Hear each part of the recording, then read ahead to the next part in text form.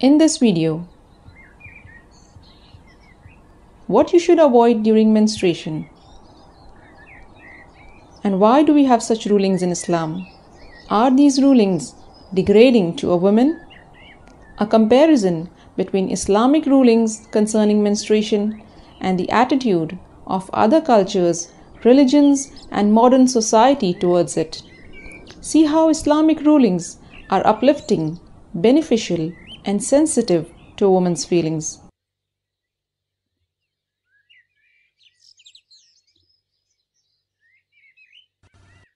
I get asked about menstruation and how it affects the rulings of prayer and fasting quite a bit. And most often, these are oft-repeated questions because sometime or the other, every one of us faces similar situations.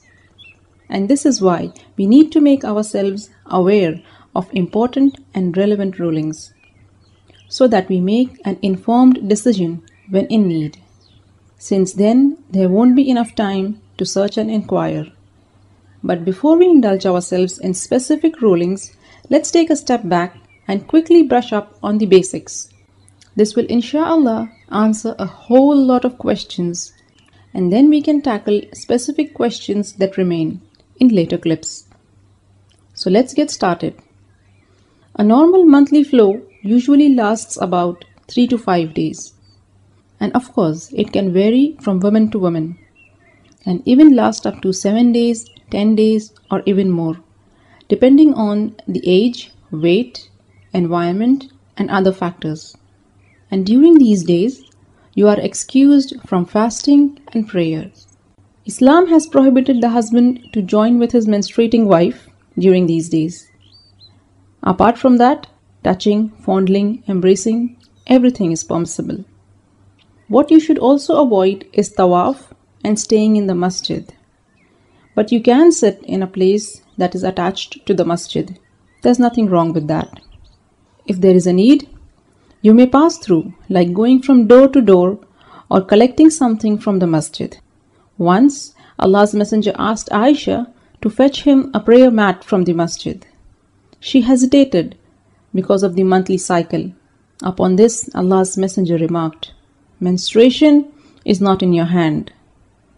Personally, this remark of Allah's Messenger gives me great peace of mind and serenity to my heart, because this is a grand proof of the fact that Islam does not consider us women as impure, such that if we were to step inside the masjid, we will pollute it, which in fact is the main idea behind many strong restrictions in various other religions for the prohibition of menstruating women entering sacred places.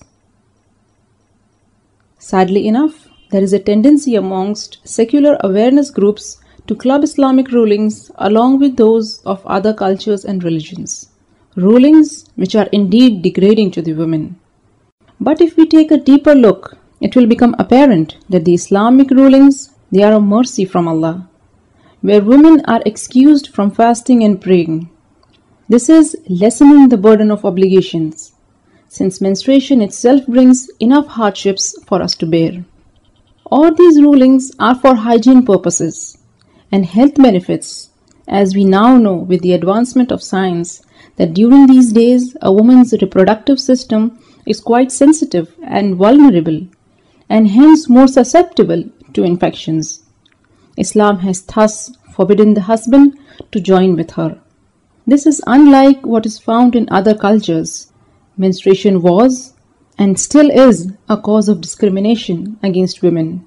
In some rural areas of Nepal and also Kenya, they have menstrual huts that women have to stay in during that time of the month. This unnecessary and inconvenient practice is not found in villages alone. Even in cities, in various Hindu societies, she is isolated from her husband and family during these days. They have a separate area for her to sleep. She is not allowed to cook, serve, or touch the drinking water, or even come in contact with other people's food. It is thought that everything a woman touches in this state would rot or become unclean and polluted. By these needless practices, women are made to face an embarrassing separation with everyone knowing why.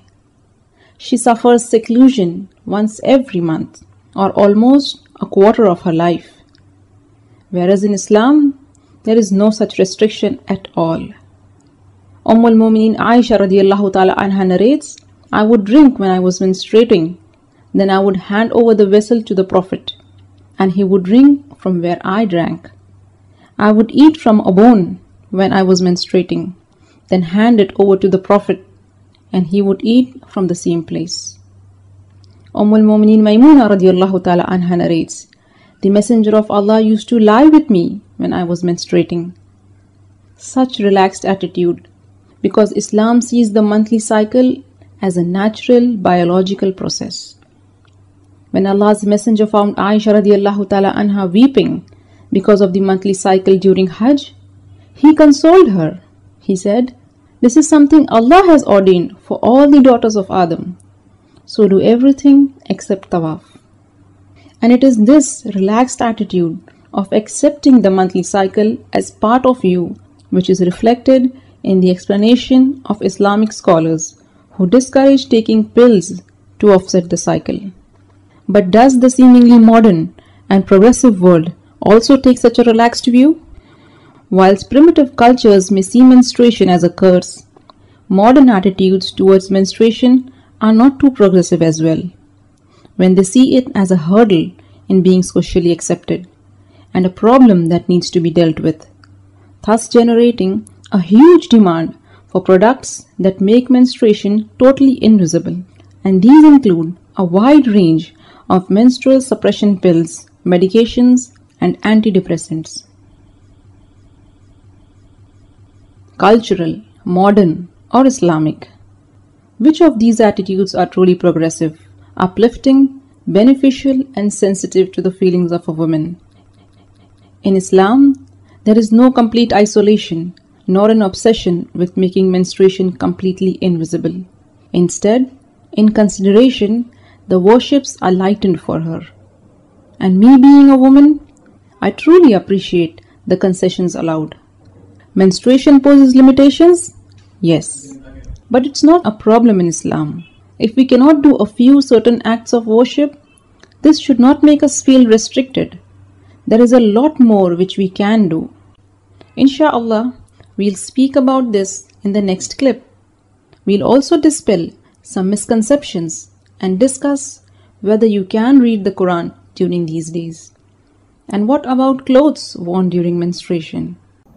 Stay connected to the Striving Muslimah blog, where we nurture our Islamic identity and build confidence.